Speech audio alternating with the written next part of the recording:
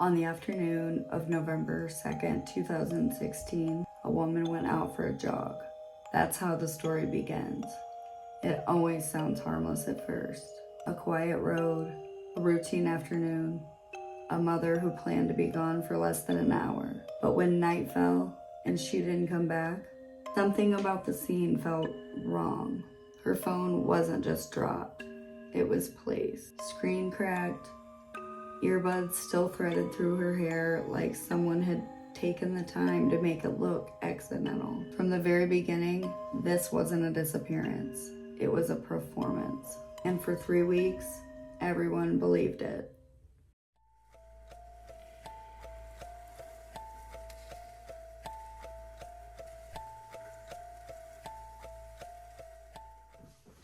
Before she vanished, Sherri Papini was known as ordinary. Mid-30s, stay-at-home mom, 2 young children, but ordinary can hide a lot. Friends would later describe her as dramatic, controlling, and obsessed with getting attention. Years earlier, she had even hurt herself and blamed others. She had lied to police, to family, and to partners. That afternoon, Sherri texted her husband, Keith. Nothing strange, nothing urgent. She told him she was going jogging. When Keith came home hours later, the house was quiet. Too quiet. The children were inside, but Sherri was nowhere to be found. Yeah, so I just got home from work, and my wife wasn't there, which is unusual, and my kids should have been there by now from, daycare. So I was like, oh, maybe she went on a walk.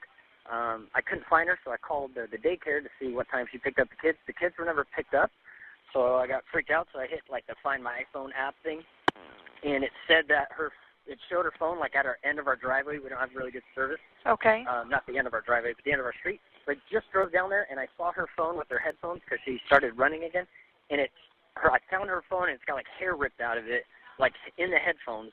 So I'm, totally freaking out, thinking, somebody, grabbed her. Okay, what's your address? Is her vehicle there, or does she not have a vehicle?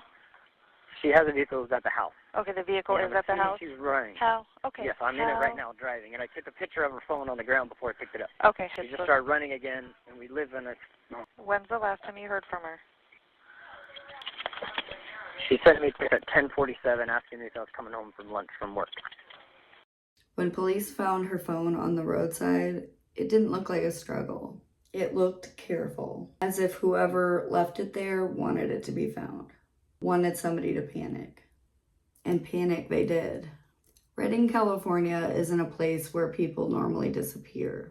Word spread fast. Volunteers searched the woods, helicopters circled overhead, the FBI arrived and got involved. And soon the story escaped this small town and went nationwide. A blonde mother taken while jogging in broad daylight. The media called her the supermom. Keith Papini begged the public for help, his voice shaking on camera, his eyes hollow. But investigators noticed something strange. There were no witnesses, no signs of a struggle, no surveillance footage, nothing. Just a phone and a story forming in real time. At 4 a.m. on Thanksgiving Day, 3 weeks later, a call came in. A woman had been found walking down the highway, barely alive. It was Sherri Papini. She was skeletal. Her hair had been cut short, her chains were wrapped around her waist, and she had been branded in her shoulder. She whispered that she had been taken, that 2 women had held her at gunpoint and kidnapped her. They beat her, starved her, tortured her for 3 weeks. America exhaled because she was alive. But detectives didn't celebrate. They listened. And the story, it just didn't breathe right. Sherri couldn't describe her captors. Even after 3 weeks, she claimed their faces were blurred, their voices were indistinct. The room she was held in couldn't be found. Her injuries didn't match her prolonged restraint. And the branding job, crude and uneven, almost self-inflicted. Then came the DNA, male DNA, on her clothes. The DNA was not her husband's. It wasn't from law enforcement. is a man she claimed not to know. Publicly, the case went quiet. Investigators waited. Because lies don't disappear, they just age. Years passed. Sherri collected money that was meant for victims. She got over $30,000. She attended therapy as a survivor. She was treated as fragile. She got so much support by her poor husband, Keith. So if it gets too much, you're in charge of this. I don't want anything that you're not willing to give me. I don't want to push you farther than you think you can go. We're here for you. I'm here for you. If this turns into something that we need to do once a week, we'll do this once a week. If this is something we can do all at once, we can get it done all at once. But I want you to know, from the bottom of my heart, you're in control of this. We're not here trying to make this worse or to, at all. So if we get to that point and it's too much, if we just need to take a break, tell us. My goal is to continue to help you survive this. So that's the rules of the interview at this point. If it's too much, tell me. If I think it's too much, I'll tell you. So you're still in charge, you're still in control. Okay. I feel like sometimes it's easier with my eyes closed. Sure. Is that okay? Absolutely. Absolutely. You can do anything you want. But technology doesn't forget. In 2020, genetic genealogy cracked the case open again. The DNA actually belonged to a man that Sherri knew very well. It was her ex-boyfriend from before she even knew Keith. When police traced him down, he told them everything, and he pinned it all on Sherri. Sherri had planned it. She asked him to pick her up. She stayed willingly, and then she asked him to hurt her, and she hurt herself.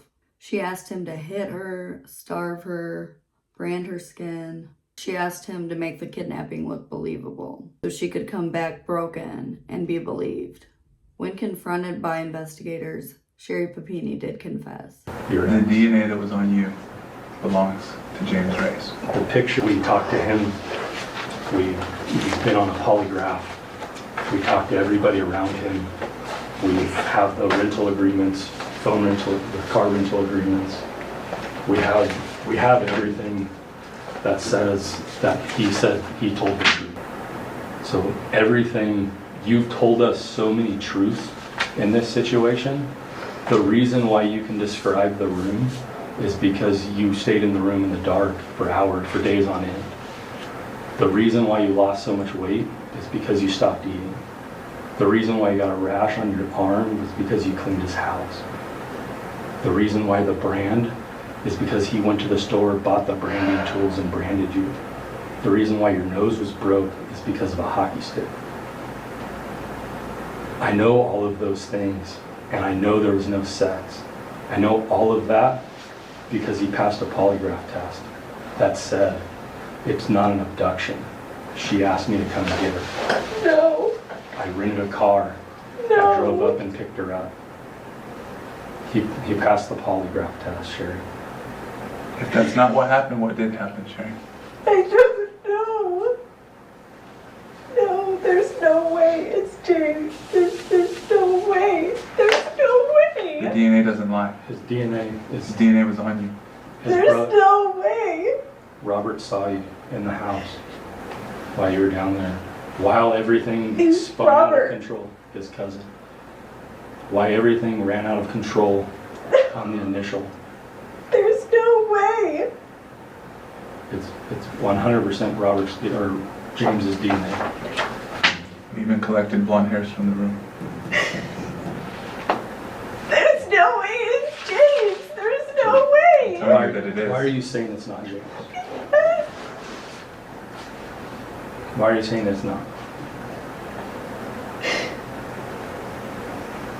loved me. What's that? We were friends. Mhm. There's no way. And he came and got you because you asked him. No. When was the last time you had contact with James? His brother died. Brother died in 2017. Is that right? She didn't want her life anymore, so she erased it. built a new one out of bruises and out of lies. Papini wasn't actually abducted. Instead, she staged her disappearance with help from her ex-boyfriend, James Reyes. In 2022, Papini pled guilty to making false statements to federal agents and served 10 months in prison. To be clear, there was one thing that I lied about. Everything else was accurate and true. I lied about the identity of my captor. Claiming that she was held against her will and assaulted by James Reyes, which he denies. You've told massive lie after lie after lie for years. So why should people believe this version of your story? I'm not actually asking anyone to believe anything. I just am free now, and I have the capacity to speak for myself without being afraid and without having to lie and not being as fearful as I have been before. Papini says she never told police the truth because she was afraid of James Reyes, and also afraid of her then-husband, Keith Papini, who she now says was emotionally abusive and controlling, allegations Keith vehemently denies. Prison was far safer than the consequences that I would suffer if my ex-husband found out I was having an emotional affair. I prefer prison over telling Keith Papini that I was having an emotional affair. Sherri and Keith are now locked in a bitter custody battle over her visitation rights to her 2 children. What are you trying to say to Keith in all this? You have to love your children more than you hate your ex. Just love them more than your hate for me. What would you say if James is watching? It's time to tell the truth. I've done it. I've suffered for it. You watched me burn for it. Go to prison and lose custody of my children and ruin my entire life. And it's time to come forward and tell the truth to everyone. He knows what happened.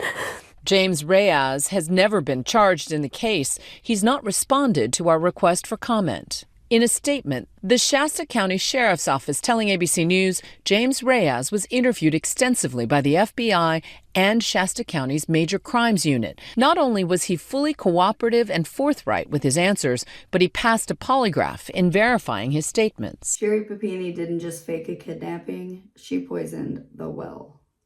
Every real victim that comes forward now has to carry her shadow. Every story is questioned harder.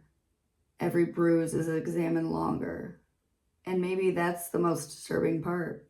Not that she lied, but how easily we've all wanted to believe her. Because the scariest stories aren't about the strangers in the dark. They're about the people who know exactly what fear looks like and how to wear it. Thanks for watching this video. Subscribe to Arts True Crime for your daily dose of true crime. Bye.